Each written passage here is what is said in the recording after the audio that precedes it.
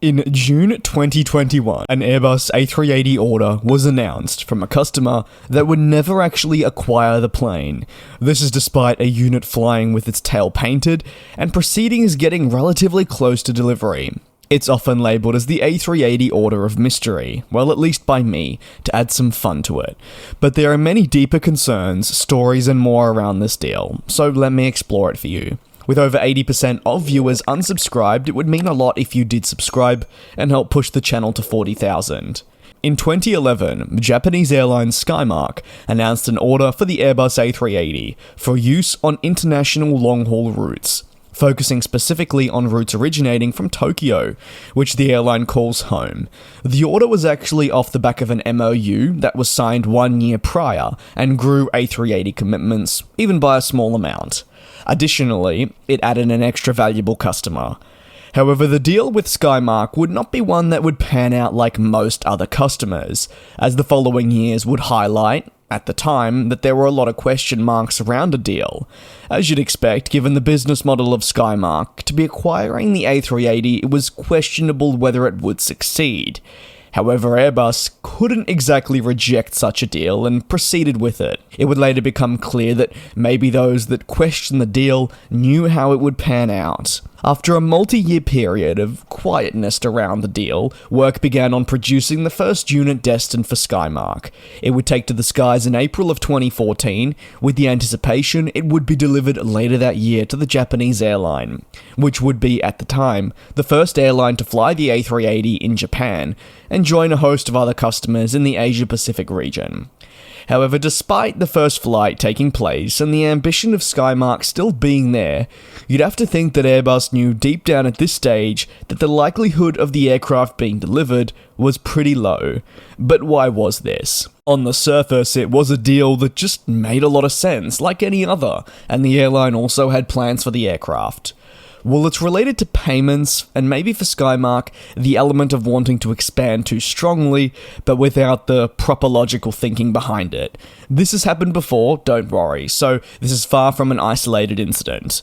One of the biggest and first cases that always comes to mind, and you'll no doubt have heard me explain it if you're an avid watcher of the channel, is Abu Dhabi-based Etihad Airways. They splurged billions on new aircraft towards the early to mid stages of the 2010s.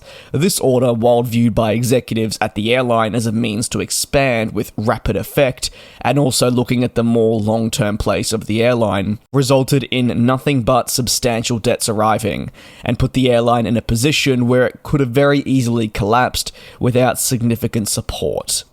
Nearly 4 months after Skymark's first A380 completed its first flight, in preparation for deliveries, Airbus would cancel the order worth USD 1.7 billion for 6 A380s from Skymark, ending any possibility that the airline would acquire the widebody.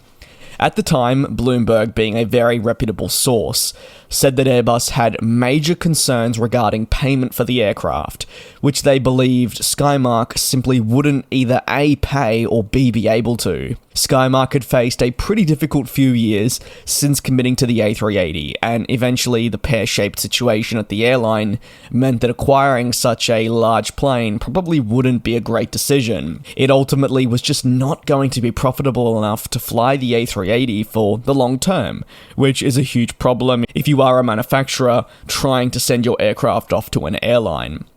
It was a frustrating cancellation for Airbus, it must be said, as they really wanted to crack the Japanese market with their aircraft, and also the product. However firm or valid Skymark's commitment to the A380 was, it was all part of the European plane makers' continued effort at finding new markets for the A380, which you'd have to remember that in 2014, orders had certainly dried up from every customer bar Emirates, who were really carrying the program. And the approaching reality was, if there was no orders coming in, then the long-term sustainability of the aircraft in their portfolio and the production, say, ending, became more of a reality. As you would also imagine, the fallout from the cancellation by Airbus was quite substantial, with the owner of Skymark making it very clear that he was very unhappy with the plane maker over failing to allegedly support the airline and find a compromise in the contract. Airbus denied that negotiations didn't take place and said it had been an ongoing discussion that left the plane maker with no choice as Skymark was not going to be able to pay up. For reference on just how late this cancellation came, Airbus had actually already produced 2 units destined for the Japanese airline. So this was certainly not in the early stages of the order, but rather while preparation was underway for the deliveries to take place. Skymark would soon file for bankruptcy protection after that A380 order had been cancelled and their losses continued, with more financial struggles being faced. Not just the A380 struggle was really the main part, but they struggled in sourcing funding from key investors. Ultimately, through the A380 cancellation, All Nippon Airways would emerge as a candidate for the aircraft, following Airbus's continued push of the aircraft into the Japanese market. The way the deal, though, came about for All Nippon Airways and the A380 was very, very intriguing. In my opinion, it actually deserves a video on its own, but to put it very simply, as Airbus voiced its support of the turnaround plans identified by ANA for Skymark, this instead of Delta's support plans, it was a last-minute switch that followed ANA announcing they would acquire the A380. So, while nothing has ever been publicly revealed, one must think that no doubt the support by Airbus for ANA and eventually Skymark must have played a role in the acquisition of the world's largest passenger plane. That was, remember, initially destined for Japanese Skymark, and had it not all panned out this way, ANA may have never flown a plane that, you have to remember, they had actually described in the past as simply an aircraft that wouldn't work for them. Eventually, ANA would fly 3 Airbus A380s and put them on the Japan to Honolulu service, which is a very, very popular route for them and where they could do with the additional capacity.